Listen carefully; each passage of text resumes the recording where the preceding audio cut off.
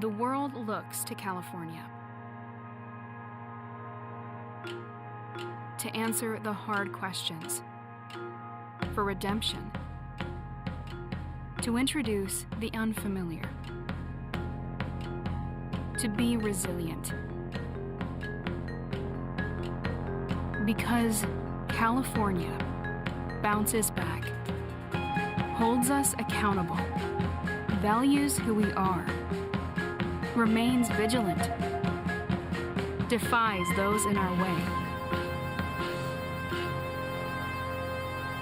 and stands for community. Here on the West Coast, we're at the center of it all. Los Angeles Times, the state of what's next.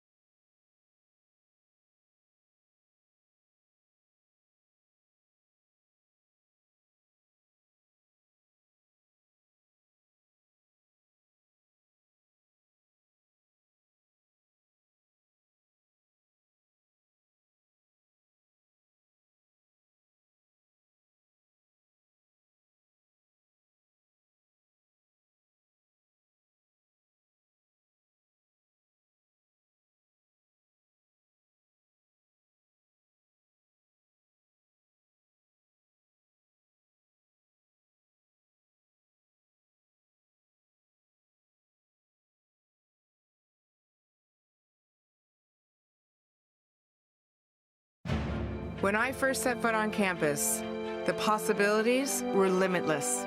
I explored and examined at CSUN. I learned about culture, my culture, other cultures. I encountered new ways to think and new ways to connect. When I left CSUN, I was ready to get down to business, eager to engage with the world and prepared to serve. I'm Nicole Avant, and I'm a Matador.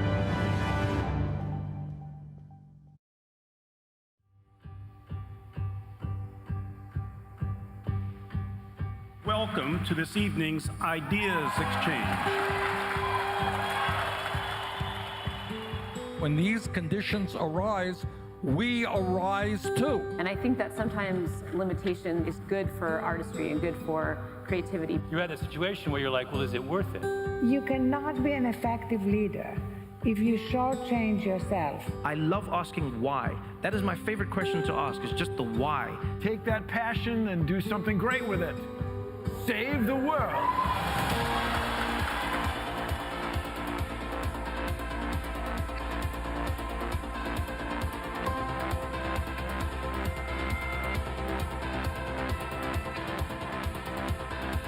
I don't have any more secrets, and that is a wonderful way to go through life.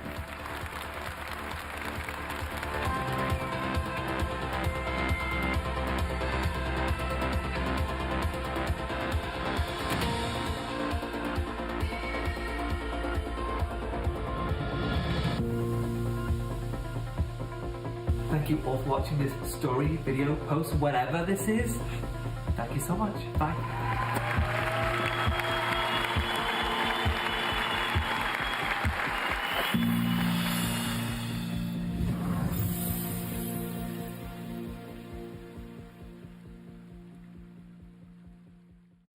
Welcome, and thank you for joining us today. I am Dr. Erika Beck, president of California State University Northridge, and we are honored to co-host this event in partnership with the LA Times.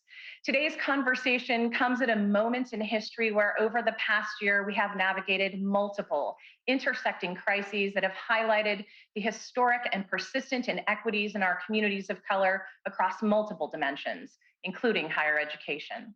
Incremental progress is being made, but the road ahead is still long and not without its challenges. Education is one of the best tools we have to realize necessary change because it is the answer to so much of what ails us. CSUN is helping to drive this change and address societal inequities in Los Angeles and beyond. We are fourth in the nation for improving the social mobility of nearly 40,000 students and 377,000 alumni who are transforming virtually every business and industry sector throughout education in our government and across our nation. The Wall Street Journal recognizes CSUN as having the second most diverse learning environment in the country, and we are fourth in the nation in awarding bachelor's degrees to Latinx students. Diversity, inclusion, equity, and justice are championed each and every day on our campus as we work towards solutions to some of our biggest challenges. That is why it is my distinct pleasure to introduce Dr. Michael Eric Dyson, Centennial Chair and University Distinguished Professor of African American and Diaspora Studies in the College of Arts and Science and University Distinguished Professor of Ethics and Society in the Divinity School at Vanderbilt University. He is a thought leader on social justice and renowned author of the book that is the subject of our gathering today, Long Time Coming, Reckoning with Race in America. Joining us today to moderate is Erika D. Smith, a columnist for the Los Angeles Times, who writes about the diversity of people and places across California. She joined the Times in 2018 as an assistant editor and helped expand coverage of the state's housing and homelessness crisis. She is recipient of the Sigma Delta Chi Award for column writing. Now it is my pleasure to welcome Michael Eric Dyson and Erika D. Smith. Thank you both for joining us this evening, and I can't wait for an engaging conversation. Thank you, President Beck. Always nice to meet another Erika D. as well.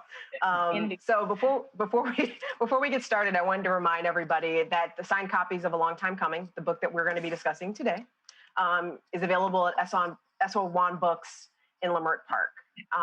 But in the meantime, thank you, Michael, for joining us for this discussion. It's an honor to meet you virtually. Thank you, Erika. Great to meet you as well. Erika D, Michael, Eric D. So we're in the same We're in the same boat. Yep, all the Erikas and all the Ds, yes. So I really enjoyed your book. It was it's not a long read, but it's a heavy read. I found myself taking walks between chapters and thinking, and it really was very thought-provoking. But one of the thoughts that I had the entire time was, what was it like to write this book during the past year, or the past however many months it took you to do it, while all of these things are going on, from the various different police shootings we've seen to the COVID-19 pandemic, to the insurrection at the Capitol. And also, can you enlighten us a little bit about the timing of when you actually wrote this and when you finished it?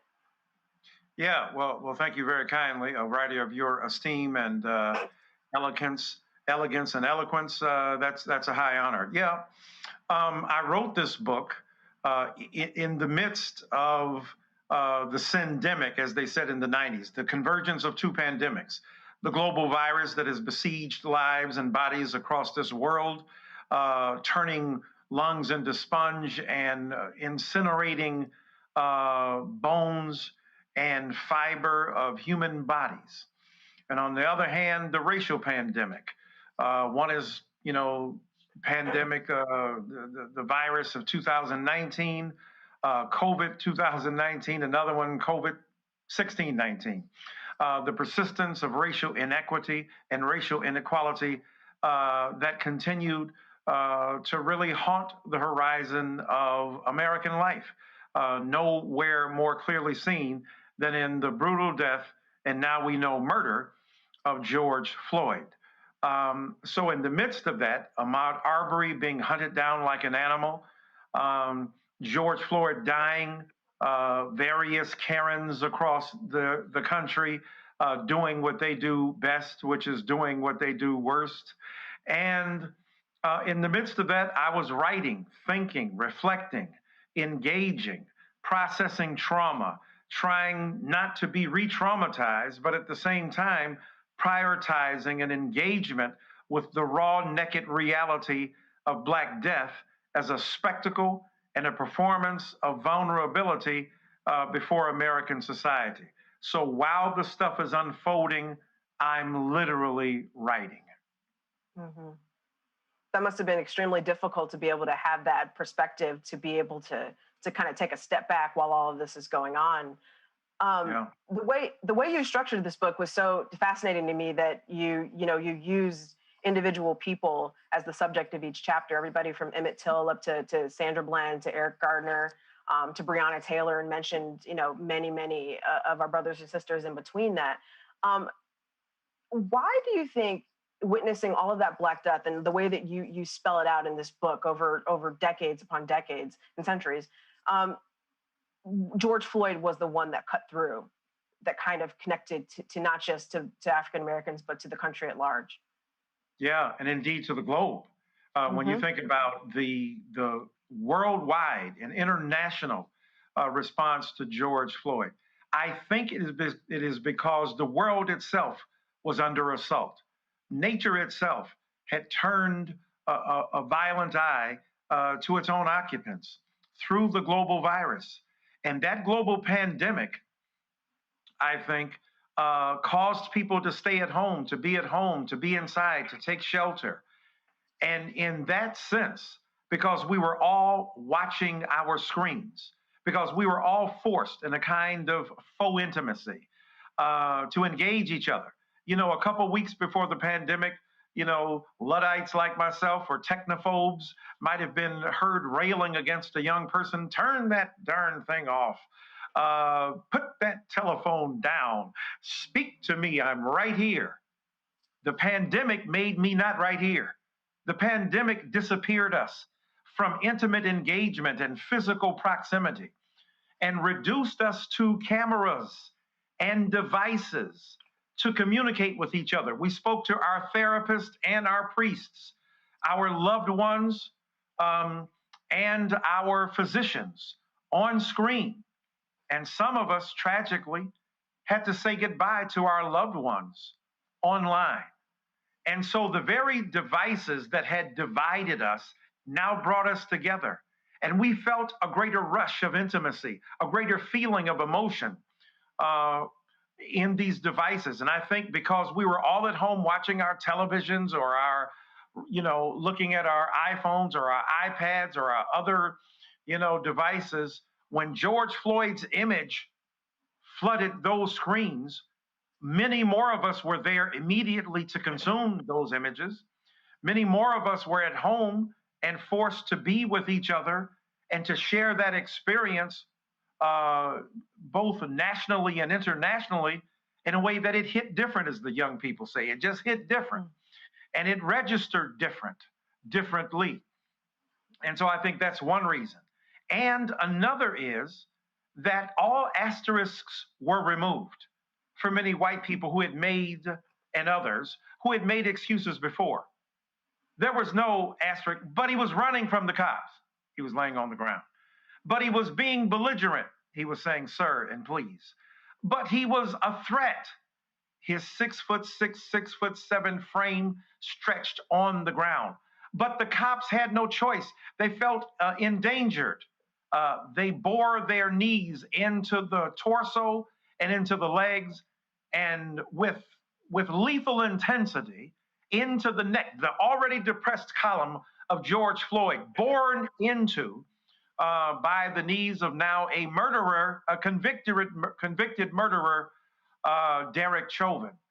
People saw that with their own eyes, which is the reason I think so many hundreds of thousands of white people around the country and people around the globe who are not Black flooded the streets out of immediate recognition, out of identification with Mr. Floyd, with his predicament, with the very premise of Black vulnerability as the necessary prerequisite to opening the mind and minds of people and eyes of people around the world. So I think all that stuff together, plus just being fed up with not again, and literally what? We had seen this movie before. Mm-hmm. Didn't Eric Garner die this way? Mm-hmm. Didn't you learn? And I think people went, well, wait a minute. We made excuses with the Garner video, even though the cop was not convicted. But Jiminy Cricket, you mean literally? You saw this movie, Mr. Chauvin, before, and you didn't care.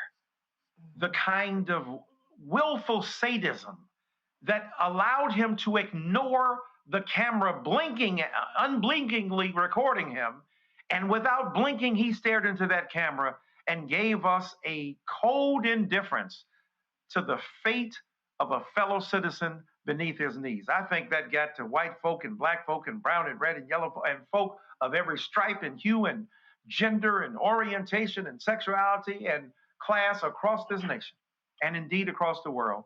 And I think those factors made it different this time and converged to really unleash these torrential passions of protests that potentially could change this country and indeed the world. Indeed. One of the things, as you know, has come out of this is the George Floyd and Policing Act, which has been passed by the House, is kind of stuck in the Senate. Republicans are not keen on passing it. You know, in your book, you talk about, one of your chapters is partly entitled The Blue Plague, and about how police officers remain the violent enforcers of white supremacy. When we talk about police reform, how does that factor into all the things you just said about George Floyd, the fact that we've seen this movie before, that it happened to Eric Garner, that Derek Chauvin obviously didn't care, that the Minneapolis Police Department has been reformed before, that other police departments have been reformed before. Do you see this piece of legislation as being a solution or part of the solution, or do you think it has to be broader than that? Well, it certainly is a beginning. And, you know, we're forced into incrementalism because the revolution we seek cannot come except unpredictably and sometimes unconventionally, in the sense that a death sparked a movement and a revolutionary reaction that, you know, then people glommed onto and tried to seize as a moment of reckoning. The fact is that, yeah, it could help. It's not perfect, it's not complete, it's not exhaustive, it's not comprehensive, but it is better than what we have now. Qualified immunity, cops seeking refuge in the Constitution's guarantee that they would not be personally liable or as professionals representing the state for the death of a citizen, and that you'd have to do an awful lot to be convicted as a cop. And Derek Chauvin's conviction hopefully signals a change, but we know how extraordinary it is. Look at what had to happen for Derek Chauvin to be convicted of second-degree and third-degree murder. The world had to watch. Cops had to come in and shred the thin blue line and say, we are not going to stand in solidarity with this guy. This is not what we taught. The stars had to line up together.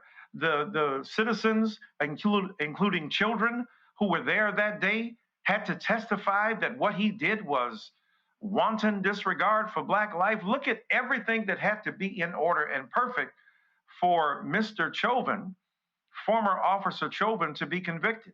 It shouldn't take all of that to get to the same result when police misbehave or when police misconduct occurs. So yeah, we need, and choose your words, abolition, reconstruction, deep and profound reform. You know, some candidates running for governor in New York or mayor of New York say we got to take $1 billion away from the police department there and redistribute it, or $500,000 from them and redistribute it. Look, all ideas on deck. And if we're going to have reform, then put teeth into reform. Make it possible for these oversight boards to have the ability to subpoena police people and other figures. Or how about the ability to call cops to real radical responsibility, and the ability to say that what is going on with these reform boards will make a significant difference in terms of holding cops responsible and accountable. What about the fact that we should have the records of these cops put out there who misbehave? Why don't we know? We know immediately if a Black person or another citizen is shot by the cops or killed by the cops, all the bad stuff they did floods the airwaves or the digital sphere. So let's have real radical responsibility and accountability for these cops. But let's talk about, why is it that cops are in high schools as opposed to, you know, counselors for mental health? Why is it that cops are policing the hallways and not others who are more accustomed to dealing with young people, even problematic and troubled young people or citizens? Why are cops being sent when somebody is having a psychotic breakdown, unless that person is wielding a weapon and like a gun or a machete? And even then, we know that cops with normal white people who wield machetes don't seem to kill them, don't seem to hunt them down and treat them like animals the same way they do Black and brown people. Yeah. So the thing is, we have to have a radical reorientation toward policing in this country, and that George Floyd bill is a start. But we're living in a country where white supremacy, we thought, was put out when Donald Trump left office. But no, we got good old Mitch McConnell. We got good old Kevin McCarthy, right? White supremacy light. Oh my God, I wouldn't dare sign on. Yes, you do every day. You reproduce the pathology of white supremacy light, your resistance to ideas that are progressive. We've got Texas legislatures trying to stop critical race theory. You wouldn't know critical race theory if Kimberly Crenshaw smacked you in the face. So all of these ideas that they're trying to engage and talk about and demonize is because they understand they are under attack, because they are really not truly representative of the best of who we are as a nation. So yeah, it's a beginning. So yeah, I mean, do you think that, you know, talking about defunding the police, I mean, there's been several polls done even during the height of the demonstrations last summer and as they were coming down, and public support, you know, it goes back and forth, and particularly when you use the phrase defund the police. So on the one hand, you have people that are protesting and demanding change, but when that change is presented, you know, there's, you know, I'm taking even just for a second the Republicans and the white supremacist light folks out of this, but just the general masses don't seem to be willing to take that next step. What do you think is going to be required, you know, to do that? I mean, beyond the George Floyd bill, we're talking about more systemic change. You know, I'm old school. I'm an old man. I'm 62 years old. And trick them. Trick them. Do what you got to do. I mean, you know, people get mad. Look, when Obama said, you know, it might have been, although he tried to walk it back, that using abolish the police was problematic. That's why people didn't vote. Well, wait a minute. Do you have empirical verification that there was a decline in the percentage of commitment to a particular issue or candidate as a result of the deployment of that language? Nah, you probably ain't. So you just sussing it out. You just figuring it out. You just theorize. And you got the right to do that. Common sense might tell you that if you're using a term that turns people off, that might be a problem. See, I'm an old dude. The left has to learn what the right is doing. What does the right do? They own strategy. They own tactics. They got the long game involved. They've been planning for a minute. Anti-abortion stuff. Using issues in American life, like who your superheroes are, or SpongeBob and stuff. They've been planning the culture war for a minute. So why is it that the left wing is against strategy? Black people have always had to use strategy. We were never purists because we never had the kind of legitimacy in the culture and standing where we didn't have to signify. Even our spirituals were double meaning, dual meaning. Green trees are bending, ain't got long to stay here. Oh, Harriet Tubman coming through in the springtime. Get your grist together, because she's going to ride up out of here. We have to make our quilts with all these arrows. And white masters are going, boy, Lucy, that's an interesting quilt there. Thank you, massa. We telling people, turn left at the Johnson plantation and get your black butt out of here. So we ain't had no choice but to signify. Why are we tripping? You got to signify. You got to, you can mean the same thing. The question is, do you want the commercial? Or do you want the product? Do you want the commercial of the car, or do you want to sign your name on a contract where you rolling it out the showroom? My point is, we have to have strategy, cunning, cleverness. When you describe it one way, when you say to people, are you for affirmative action? No. But are you for people who have been historically denied an opportunity to at least get a chance if they measure up mostly the same way that an actual candidate who is of majority culture does? Well, yeah, that's true. It's all how you praise it. You're in media. You know how you talk about it and how you present it makes a difference. That doesn't mean you're a sellout. Oh my God, you're not Jamal Bowman anymore. You're not AOC. You're not Ayanna Pressley. No, those are heroes. I love them. But there are two approaches. Some folk are explicit and direct. Boom. Mama said, knock you out. Some people are more, we win it more by honey and vinegar. So let's just sweet talk our way through. Let's do both and stop the calling of sellouts for people who disagree with strategy if we got the same end. All of which is to say, I'm for using whatever language is necessary to get the heck over.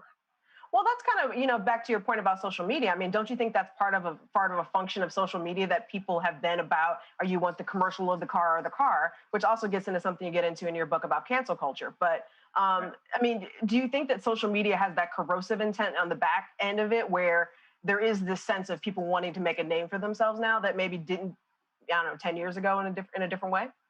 You ain't doing nothing but dropping truth here. I mean, and let's not pretend that people who are woke also want to be woke and paid, and woke and wealthy, and woke and known, and woke and celebrated, right? And I'm not one of these demonizers of wokeness, although I got my critiques. But point is, why, some of us just want to be, everybody is a star. Mr. Sylvester Stewart said, slide in the family, Sylvester Stone, slide in the family stone. Mr. Stewart said, everybody is a star. Everybody want to be a star. And sometimes the temptation to make my mark, to register my impact, to do that thing that will get me Twitter famous or Instagram known, is there. Don't act like just because you're on the right side ideologically and politically that those considerations do not bewitch you, entrance you, seduce you, and lead you to a problematic consequence. So the thing is, sometimes bad boys move in silence. Don't let Biggie have to tell you that. Don't let, Puffy have to tell you that. Real G's move in silence like lasagna. Don't have to Lil Wayne tell you that. Don't blab about everything you doing. Just do it. Yes, sir, on the plantation, we believe you, but we got Nat Turner working. We got Denmark Vesey working. We got Sojourner, we got Harriet Tubman doing a thing. Don't tell everything you're doing. Don't go tweet it. We're going to meet by the barn tonight to really off the masters and move on. Come on, bruh. Let's learn to have complexity, sophistication, and nuance and multiple approaches to particular issues. Yeah, nuance is one of my favorite words that I feel like doesn't get used enough. But do you feel that there are people out there doing that? You know, that yes, we have the people over here that are doing the, you know, making a big show, but do we have that kind of under the radar back channeling? Is that happening? Do you get that sense? Well, yeah, I mean, Jim Clyburn. Now, you could disagree with Mr. Clyburn, just 80 years old, but he looked good and he's sharp, so be careful how you treat your elders. But you know that his thing is, let's do it in the smoke-filled rooms or behind the scene or use one word and do another, because guess what? Read the book Lucky.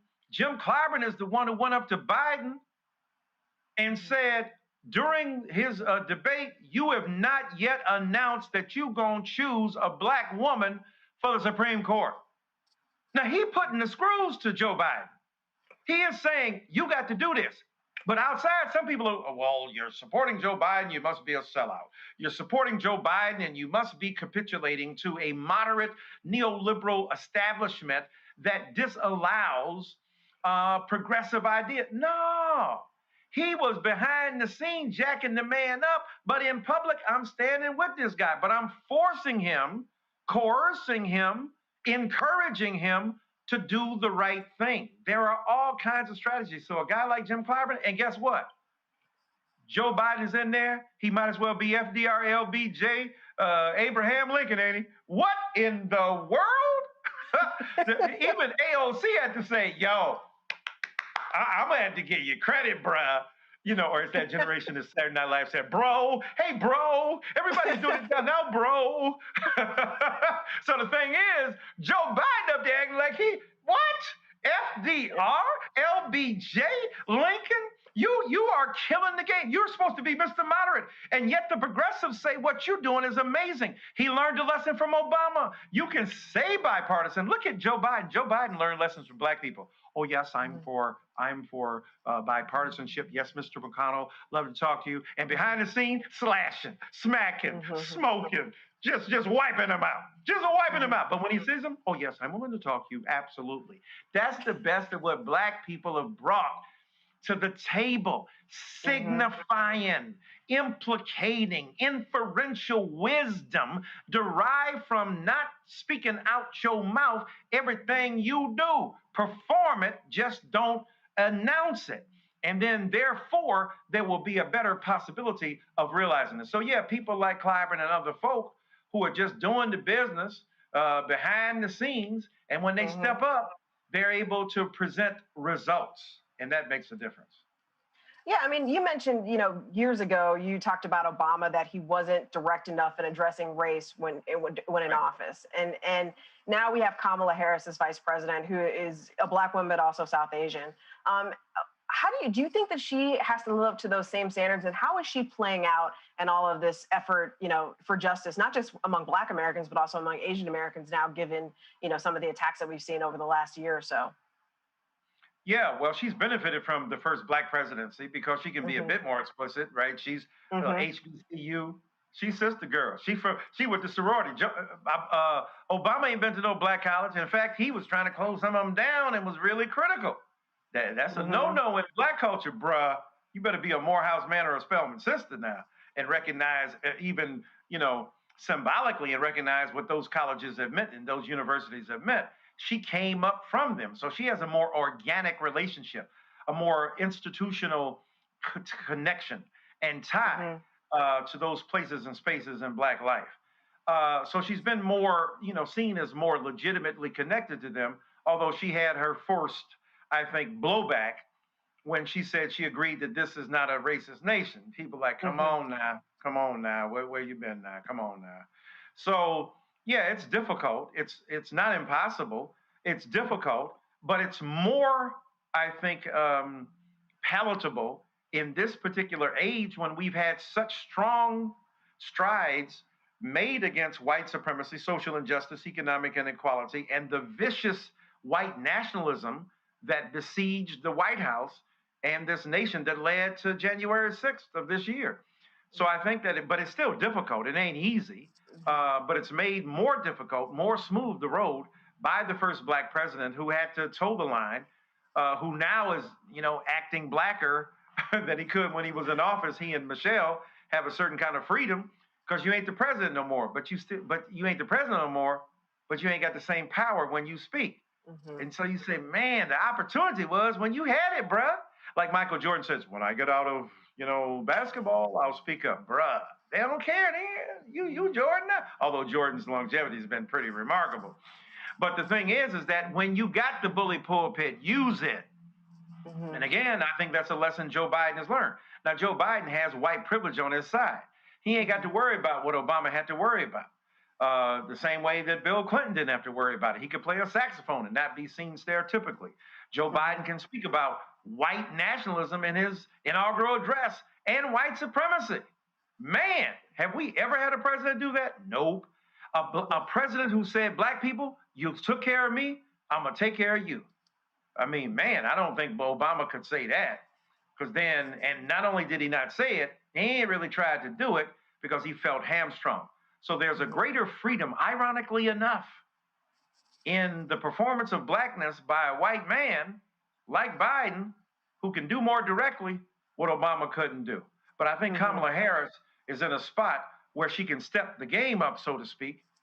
She's not the head woman in charge. She is the vice president, but she's close enough to that seat of power to inherit some of its possibilities as well as its responsibilities. And I think she's tried to toe the line and tried to stand up and represent while at the same time being, nuanced and sophisticated in her exemplification of what her blackness is. One of the things you mentioned a few minutes ago was about the insurrection. And in your book, you talk about the idea of the black next and the white again.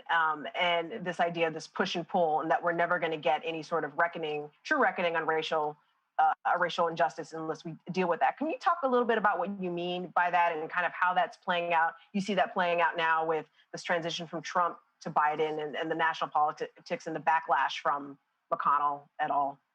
Right. Yeah. Black next to me is black people always looking for the next opportunity, the next keyword, the next form of music, the next protest, right? Relentlessly persisting in the face of the white again. Because white America collectively, especially the dominant part that wants to subordinate black America, is let's do this again. We had enslavement, let's do it again. Through plantation politics and Jim Crow, let's do it again. Through those who were sharecropping, let's do it again. Through post-Reconstruction denial of opportunity, let's do it again. Through implicit bias, let's do it again, right? Again. The white again is the reassertion of white dominance to maintain it again. The black next is the black next opportunity to resist white supremacy and to assert black identity and black freedom and emancipation. So there's that push-pull between them. And we see this again, make America great again, while black people looking for the next opportunity to resist that white supremacy. And again, Donald Trump's out of office, but the ideas are there. The deference to Donald Trump is still there. Kevin McCarthy first caught, a case of bravery and courage when he spoke against them, but then went right back. And Mitch McConnell the same way, because they figured this dude is going to run against Biden in 4 years or 3 years, whenever it is. And so, they want to be very careful about to-a-dying and genuflecting and making sure that they're obsequious in their, embrace of Mr. Trump. And they don't care that he's a white supremacist, or at least he supports white supremacist ideas, white nationalism. They don't care that a white nationalist was one of his major advisors. And so at the expense of comity, C-O-M-I-T-Y, not comedy, though it's a black comedy to be sure, but, at the expense of parity and unity and equality and democracy and justice, they have put party above country. They have tried to turn this into a Trumpocracy, and the viciousness of the white supremacy upsurge has not been at all mitigated by the politics of a Mitch McConnell or a Kevin McCarthy.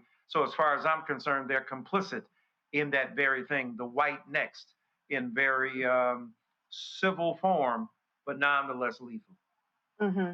I mean, but, you know, fighting back against that seems like it's going to be having to maintain that coalition that, you know, first arose last summer after George Floyd. I mean, do you feel like we are maintaining that coalition against that, or there are people kind of splitting off, or how are we doing as far as like maintaining that solidarity? Well, you know, it's a push and pull thing. It's an up and down thing. You get crests and you get trials, you get ups and downs, you get peaks and valleys.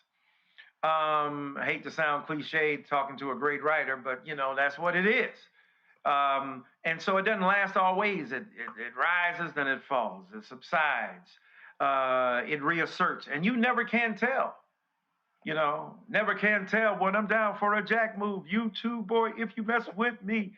Okay, I'm sorry, I had to go NWA. I'm talking to LA Times. I had to hit you with the 1989, 1988 NWA. After police said it with authority. But anyway, so the thing is that you never can tell what I'm down for a jack move. You never can tell when something's going to happen. when there will be an upsurgence or a resurgence or a recrudescence. You don't know. So you do your work.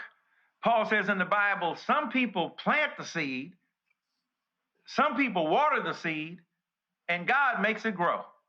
And so you don't know when, if you plant the seed, you don't know when it's going to happen. Somebody else got to water the seed. You don't know when it's going to sprout. And suddenly, God makes the thing happen. So you got to figure out, are you the seed planter? Are you the seed waterer? Or are you God? I figure you ain't God, so calm down. But you can preside over the conditions that make it propitious for those seeds to grow. And so our responsibility is to do what we know to be the right thing at all times. And at the right time, it will catch fire and change the world. One of the things you said not to do in your book, though, is to embrace cancel culture. And, you know, as Obama, it's a touchy topic, you know, not just from the Republican side. You were, of course, using it and exploiting it to all ends beyond the actual definition. and then there's, you know, the reality of what is cancel culture. So, I mean, can you explain a little bit about what you mean by that and why we shouldn't be? Because, you know, social media, you know, people get canceled hourly. I mean, daily, monthly, you know, by the minute, by the second, by the gigabyte. If your giga don't bite, they might. Okay. So the thing is that, yeah, I don't mean what the right wing means. I don't mean what Donald Trump and these mean. They mad because they're being held accountable. They mad because they can't be racist without complication. They mad because they can't be sexist and patriarchal and transphobic and homophobic without some sense of accountability. So I ain't talking about that. I'm talking about the left wing eating its own. I'm talking about progressives just being mad at each other and going after each other or whoever and trying to cancel people and wipe them out and eviscerate an entire career. You mean you could do something right for 30 years and you mess up one time and you gone? Now, it depends on what that mess up is. I ain't talking about you going out and slaughter an entire village, okay? That might be one time, but you got to go. But we're talking about making human error. We're talking about for which people apologize. But no, there's no apology. There's no mess up, which means you presume everybody's perfect, which means even though you haunt the right wing for their theologies of providence, you must think you're God. You must think you're the embodiment of perfection because you don't believe anybody has the grace enough to be forgiven for a mistake. And we have to be much more, I think, understanding. Look, this zero tolerance is a right-wing idea used against black bodies to kick black kids and brown kids and indigenous kids out of school.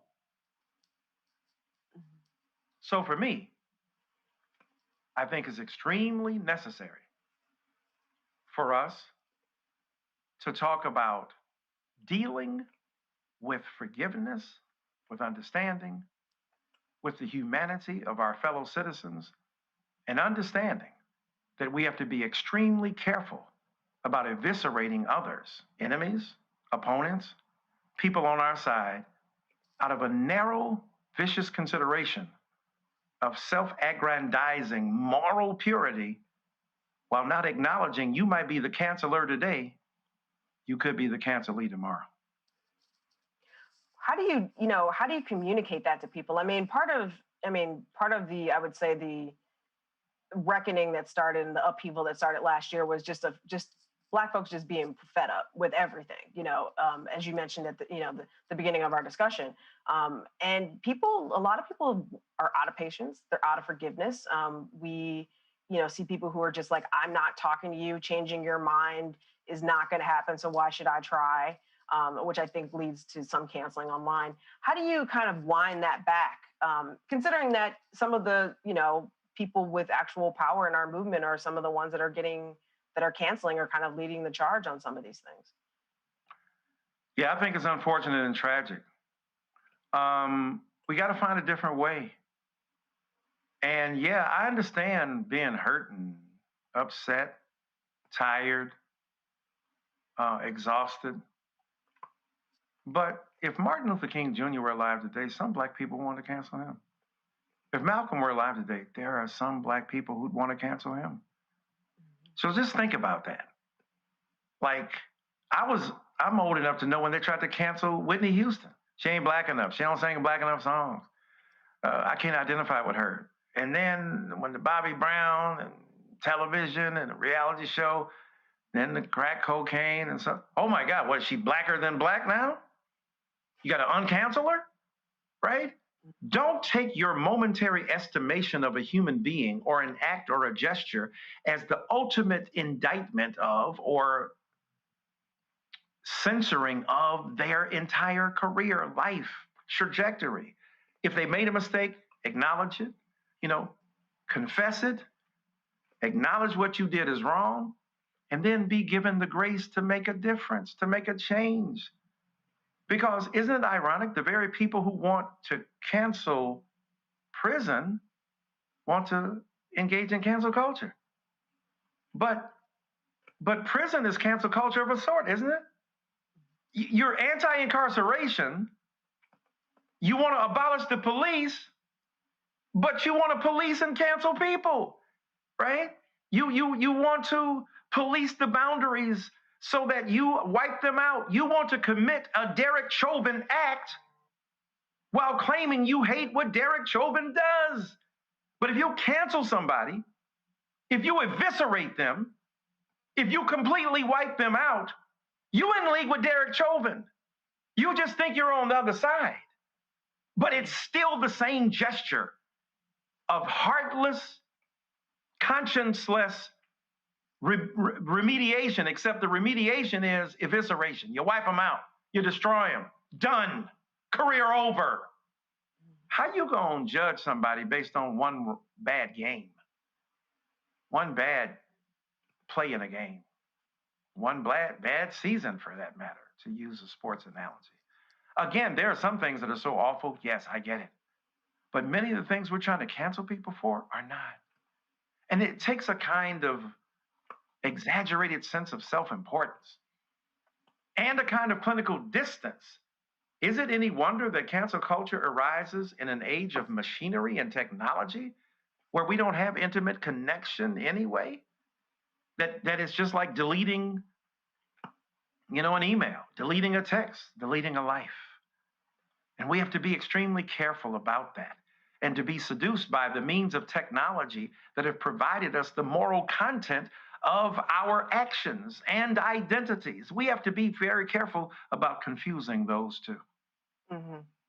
I think it's the last chapter in your book, you talk about white comfort and about how white people have been able to kind of have that distance and not see Black life in all of its contradictions and its beauty and everything else. And, a lot of the pushback to people who believe in cancel culture, who practice cancel culture, is that they don't want to give in to white comfort. Like, it's not my job to help you, white person, learn this. It's not my job to help you become a better person, et cetera, et cetera, et cetera.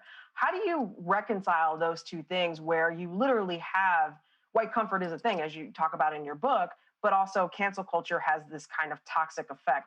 So how do you reconcile those two things to people who are potentially wrestling with this? Well, I get it. I mean, I get why it's difficult to say to white people, hey, W.B. Du Bois wrote a book in 1903. I don't know if you know that or not, but Souls of Black Folks been out for a minute. If y'all were really curious, you'd have found it.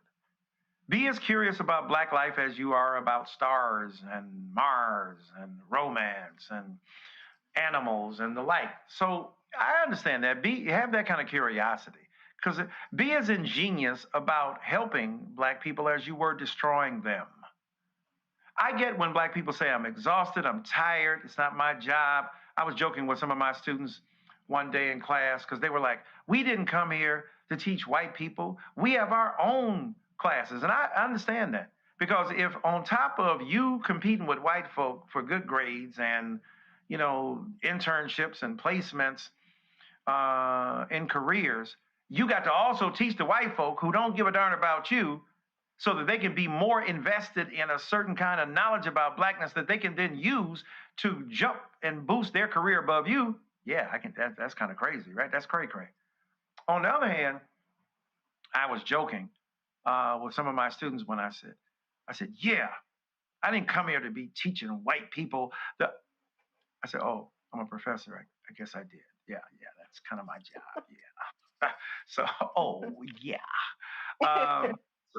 So the thing is, I tell white folk, if you meet Black people who say they're tired, accept that. Who are exhausted, accept that. But there are many more Black people who ain't. See, that's the thing. That's why you gotta have more than one Black friend. You gotta have more than one Black ally. Because some of the Black people will be telling you, I'm tired, Bob. I'm tired. Don't ask me nothing. No. And then there are other Black people go, sit down, Bob. Let me tell you about critical race theory. Let me tell you about intersectionality. It's not just what happens when there's a green light on one side and a red light on the other. So the thing is, you got to have more than one Black friend so you can have more than one Black response to particular issues so you can understand the complexity, the nuance, the sophistication. And some Black people are tired. They don't want to talk. Some Black people are infinitely capable of talking to you. We'll talk to you until time is over. And let me tell you what. You may be tired of talking to them, but the right-wing Blacks ain't. Some people on the other side ain't. Clarence Thomas ain't. Condoleezza Rice ain't. They gonna talk to them. So you mad that you tell white folk, if you don't know, come to me. Then they come to you. I ain't got time for you. Wait, what? So now some people can't claim to be ignorant about some stuff that they are deliberately and willfully ignorant about. But if they really don't know, I think it's my responsibility to tell them. You remember that story of Malcolm X when the white woman came up to him, white girl? She heard him in Boston. She was so enchanted by him. She followed him, found a way to find him in New York City. That white woman traveled all that way from Boston to New York. Minister Malcolm, what can I do as a white girl? Nothing. Now, he regretted that later, and he said so. But a lot of people got that like nothing. You can't do nothing. Get out my face. I ain't going to talk to you. Ain't nothing you can do. You ain't going to learn anyway. But you don't know that. You ain't God. You don't know what they're going to learn. Paul was on his way to kill some people who were Christian. Then he ended up being the greatest darn, commissioned apostle for God. Like, you don't know where your Damascus Road, racially speaking, will end up. So, again, plant the seed, water the seed, God's going to make it grow. You don't know what you planted in even a willful rejection and repudiation of Black identity. You don't know how that's going to come to fruition in 10 years. So I understand Black people being discouraged. I understand them being tired. But again, are we going to cancel you because as a Black person, you didn't know what cisgender meant? Stop it. You weren't using cisgender 5 years ago. Should we cancel you? Oh my God. You didn't know transphobia was a thing? What? I'm going to call Janet Mock on you right now. Like, stop. Like the thing you trying to cancel somebody on, you better hope women are kinder to you. I'm an anti-racist. I hope I'm an anti-sexist and anti-misogynist, but I got misogyny in me.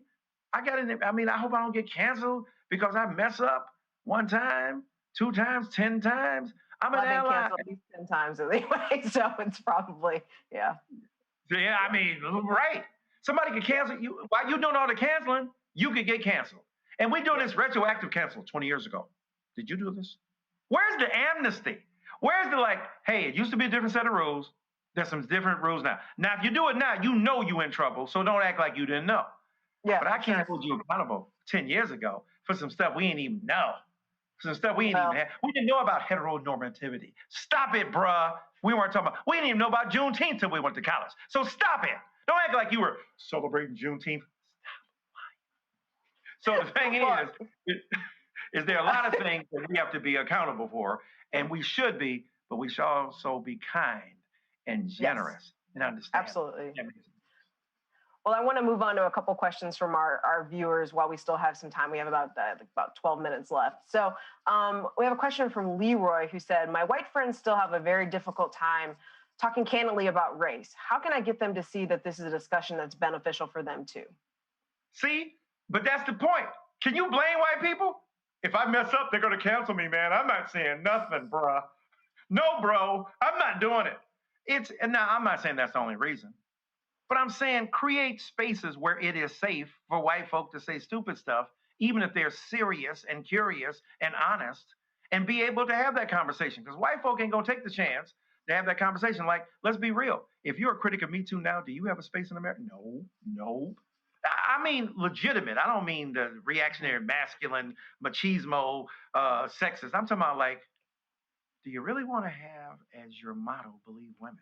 Because you'd have to believe Tawana Brawley, and you'd have to believe Carolyn Bryant, who lied about Emmett Till. Now that's just, I love you. I'm for Me Too. But is that your motto? I mean, you want to rethink that? You sexist, you misogynist, cancel him now. Ain't nobody gonna say that. Ain't no safe space. Oh, did I just say it? I thought it was just me and you talking. Oh my God, Jiminy Cricket, the LA Times Book Fair. I've now said it. We have no space to create an opportunity for real knowledge, which means you're going to say stupid stuff, which means you have to be taken seriously and engaged and taught and rebuffed and then brought into the fold again. So for white people, yes, it is an extremely helpful conversation. Don't act like you don't talk about race anyway. White folk talk about race. They don't talk about it with black and brown people present.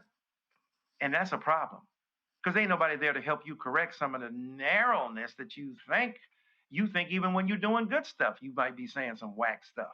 So it's good to have an interaction with varieties of peoples, especially peoples of color, who can help regulate, govern, give you insight, feedback, or just give you some warning. Bruh, don't say that with the brothers and sisters now, because you're going to get beat down. Okay, you know, ixnay on this bay, you know, and to be able to engage. But we have to encourage white brothers and sisters to tell the truth.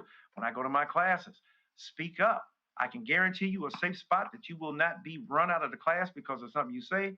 I just can't guarantee you that some of your black fellow students and brown fellow students and Asian brothers and sisters ain't gonna wear you out and engage you. But that's the opportunity to learn back and forth.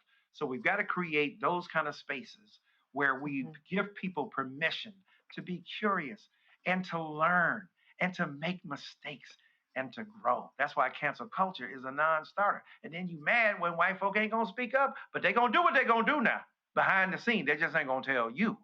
And so now you have even less access to the levers of power to be able to shift, change, and retool the forces that need to be addressed if we're going to talk about white supremacy, social injustice in this country. Yeah, and actually leads me to the next question, which is from Bellin, which is, how can non-Black people of color support and take tangible actions to help our Black family, friends, and colleagues? Non-Black people of color. Yes, that's extremely important. Latinx, Asian brothers and sisters and the like. We all have to be honest. Like, if we look at what's going on with the anti-Asian sentiment here, let's be honest. Some of that is Black-led, Black-tinged. When we see Black people beating up on Asian people, they can't get no pass and no card of exception because they're Black. That's wrong. Now we've internalized vicious anti-Asian identity. We've internalized the hatred of the other that we've been taught on a steady diet of pedagogy of oppression against those who are vulnerable. We got to call that to account. And we have to ask Asian brothers and sisters and Latinx brothers and sisters and indigenous people, all of us, to be sensitive to the issues of the other. Anti-Blackness is deep. And it comes in every variety of ethnicity that's found in communities of color across this country. Toni Morrison said that when people come to America, the first thing they learn, right, is to who is at the bottom of the totem pole. On the backs of Black people, this nation was built, and people build their case for being a legitimate American by hating on Black folk as an immigrant.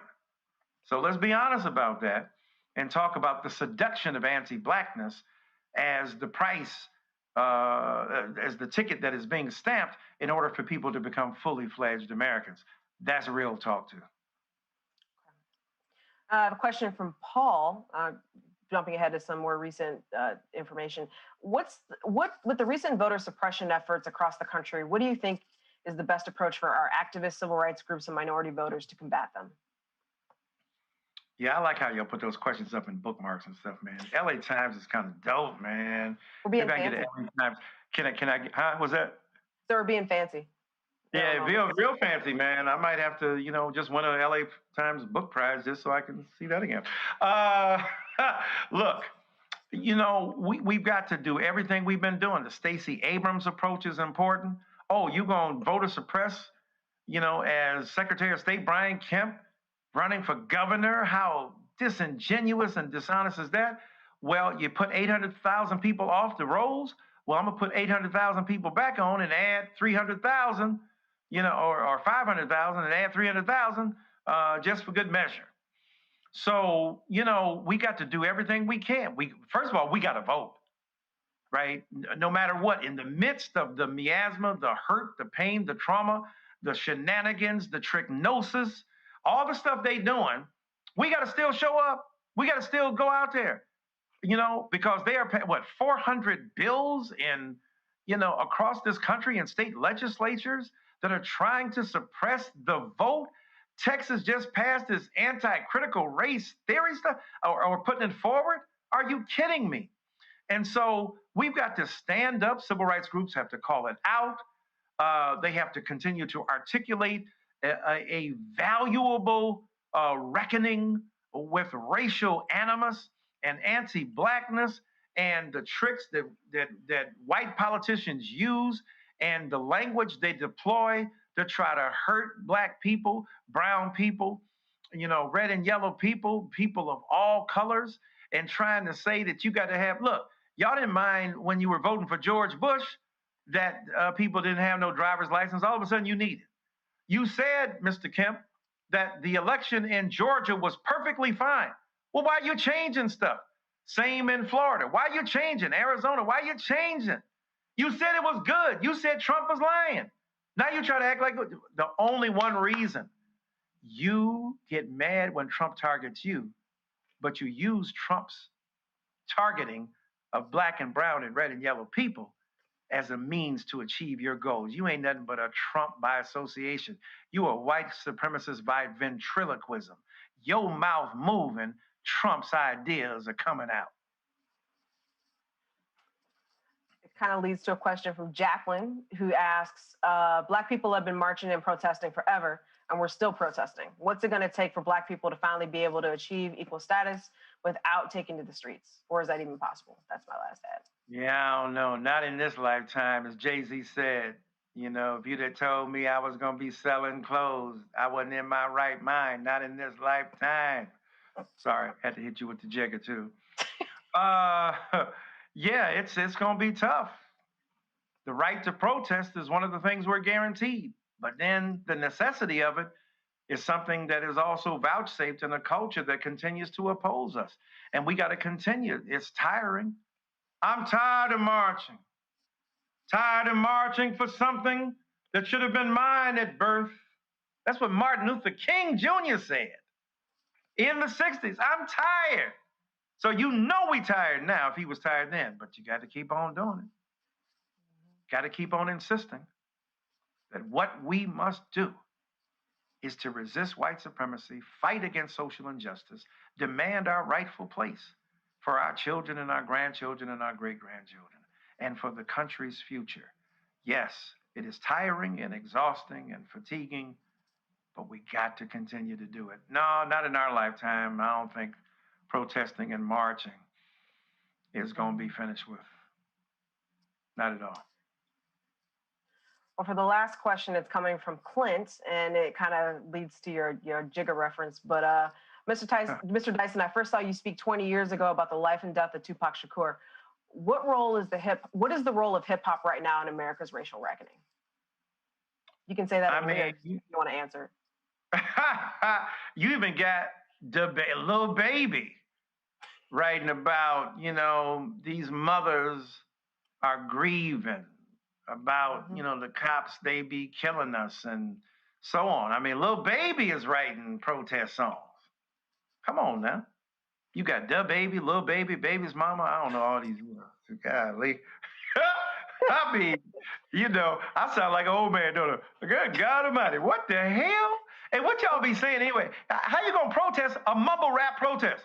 This one pound, hooked up, will fit that, will sit down. Every time I talk about it, we'll take what I say about. Know what I'm saying? No, son. No. Actually, I don't know. The part I would say was walk it like you talking. Hey, walk it like you talking. Hey, I understood that part. So if you have a protest, you can't mumble rap it. You got to be a little bit more Rakim. Standing by the speaker. Suddenly I had a fever. Wasn't me or either. Summer madness. You're gonna be like Pac. Just the other day, I got lynched by some crooked cops, and to this day, the same cops on the beat getting major pay. But when I get my check, they taking tax out, so we paying the cops to knock the blacks out. Jay-Z said, Bin Laden been happening in Manhattan. Back then, back when police was Al-Qaeda to black men. So I ain't jumping on the mumble rappers, because maybe the reason you mumbling is that even when we were being clear and articulate, you still killed us. So they just gonna dress it up for their own peoples, have their own vernacular, their own language, their own way of saying it. I get it. So protest the best you know how. Hip hop is to raise consciousness. All great art is to be itself. Some art makes you feel uncomfortable. Black art is not here to simply coddle you, to convince you that you are a human being. That's beautiful. It needs to do that. But also, it's here to challenge you, to challenge your bigotry and bias, your narrowness, to be irreverent, right? That's why cancel culture is problematic. There's no room for creative irreverence, for uplifting irreverence, because you're going to get canceled before you can signify. Comedians, clowns, Dave Chappelle say things that make us angry. Chris Rock, Amy Schumer, right? They make us uncomfortable, but we got to say it. We got to talk it. Some more. Monique, you got to say stuff. Whoopi Goldberg, you got to get in there and get under people's skin at the same time. But also, the role of great art is to make us think, to challenge us out of our narrow ways, to uplift and affirm the greatest values of the culture, and to amplify our resistance to those forces that would undercut our humanity. So in that sense, hip hop's responsibility is to keep churning away. Dang, it's only right that I was born to use mics, and the stuff that I write is even tougher than dice. I'm taking rapping to a new plateau through rap, so my rhyming is a vitamin hell without a capsule. A smooth criminal on beat breaks. Never put me in your box if your ish eats tapes. From Illmatic, 1994. Oh, yeah. God, Nasir Jones. Now I'm going to have to go listen to a bunch of old school hip hop. Thank you for that. Go do it. Well, I think we're out of time. I wanted to thank you so much for this conversation and dropping some knowledge. It's been amusing and very helpful. And I think I probably can speak for all the viewers that we enjoyed it. So thank you so much. And I want to thank our presenting sponsor, CSUN, and also to President Beck, also known as Erika D. And finally, thank you everyone for tuning in. We hope to see you at another Ideas Exchange very soon. And remember that signed copies of A Long Time Coming, which was our topic of conversation today, are available from SO Blonde Bookstore in Leimert Park. So thank you all. Have a good night. Thank you. Thank you, President Beck. Thank you, Ms. Smith. Great out. LA Times. What up? Snoop. What's happening? Kendrick Lamar. What it is. All righty.